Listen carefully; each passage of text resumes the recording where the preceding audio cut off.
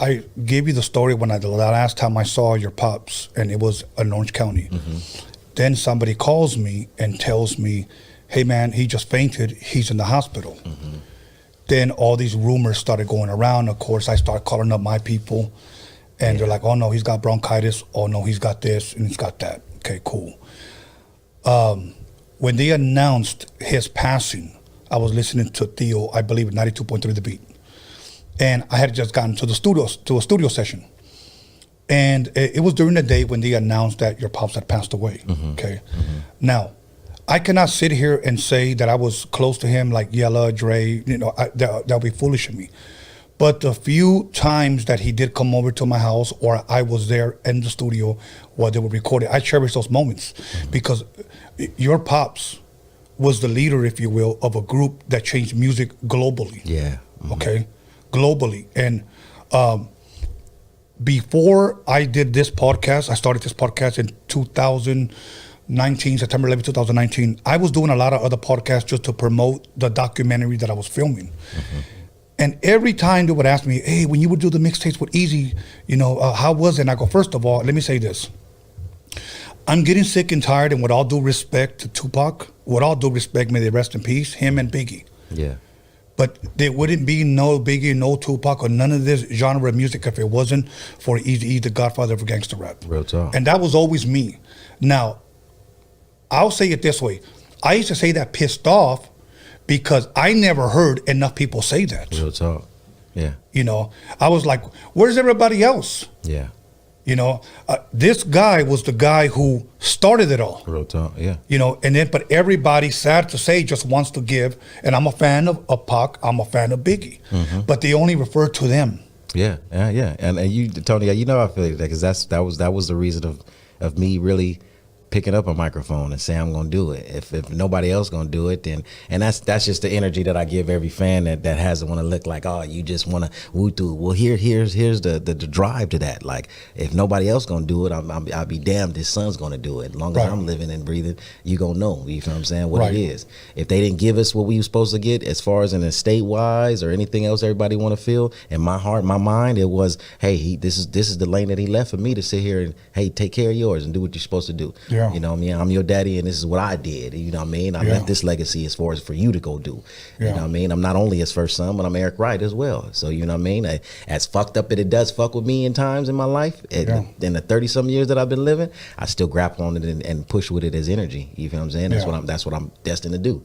You feel what I'm saying? That's what I'm destined to be. You know what I'm saying? And because nobody else is gonna respect it. I'll be damned if his son don't sit here and continuously step in each step that he can to make sure a motherfucker know who started this, what it is. Absolutely, you know, and one thing, I did a documentary talking about this man Steve, and the way you're speaking about your father, I speak about this man Steve because I met him when I was 11 years old, gave him my first job, and introduced me to your pops, to Dre, and to everybody. And this was just a Japanese man that lived in the city of Whittier. So I honor him here. He doesn't have no sons. He had 2 daughters and his wife that are still living. And he did good. Both of his daughters graduated from USC. One of them's a lawyer, and I'm not sure exactly what the other one is doing, but I believe a coach. But here his name lives on. Eazy-E's name lives on. When you walk through that door, who was the first person that you saw up there? Your pops. You know. Wow. Okay. That's how much love I have for him. That's real. Julio G was here too, expressing the way Tony G was here, same thing. Okay. I see the that's family. That's man. Julio always been since him and Tony G. You know what I mean? That's so people. With this documentary that I did, I documented all the mixtapes that Dre did, that I did, that your father was on, that Cube was on, that that everybody was on.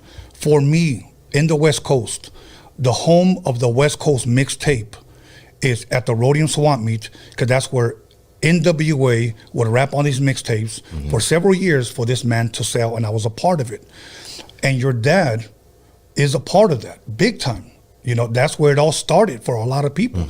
How many people can say that they have a collection of mixtapes that your dad rapped on? Real talk. No, when you telling me that, I'm like, shit, especially giving me that information that he come in and write his own shit. That's love, bro. And I can play him for you.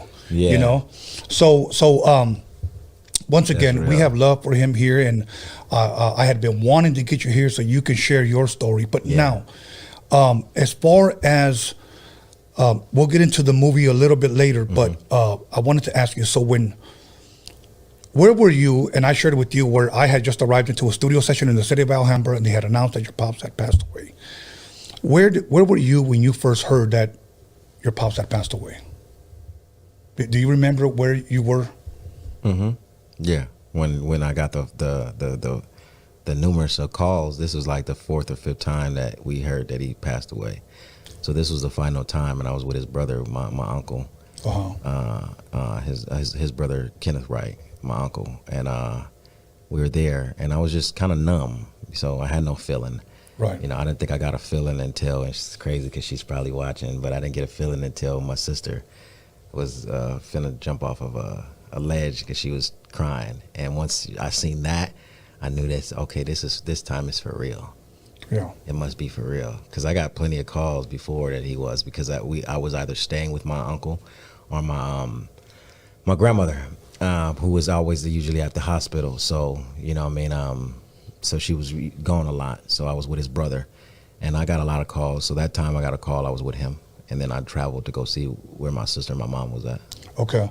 And then we went to the hospital. Before we go to break, we have a couple of more minutes. If you could share with us, when was the last time you actually seen him? Before his passing, I should say. When he got out of the last little surgery that he had, which was a clear leakage in his lungs. And then when he got out of that, had tubes in his mouth, and that was the last time I seen him. So probably maybe a week, maybe a little bit more than a week before he passed. Okay. A little less than that, probably. You know what I mean? Yeah. And man, you know what? And like I said, that fucked up a lot of people. Yeah. Especially the people that loved him and knew him. And one thing I will say is that he had a lot of love for Raza. Yeah. And Raza really loved, and even still loves him. And I'll even go as far as saying this, and maybe some people may get mad at me, I get it. But even now, I see more Raza showing more love for Eazy, if I could say, than his own. Yeah, and it's good, and I want I'm glad that you even said that, because I want every single one to know that it's a trip how you say he treated you genuinely, just like real. That's how we were raised, bro, and that's how we came up. You feel what I'm saying? And you got to think that natural realness and blood that he had flows up in his son, and that's how I was. Even from the time, homie, that I've been locked up. I have a homie sitting on here right now that I did a year with. I was locked up, and he'll let you know, and it's funny because he can let everybody on his live know that, you know what I mean, the Sureños look out for me, bro. That's dope. Like, took care of me, homie, like on some other shit, to where since I was young, I see the love that my father has, you feel what I'm saying, from the brown community, Hispanics, you feel what I mean? It's like, it's overly bundly.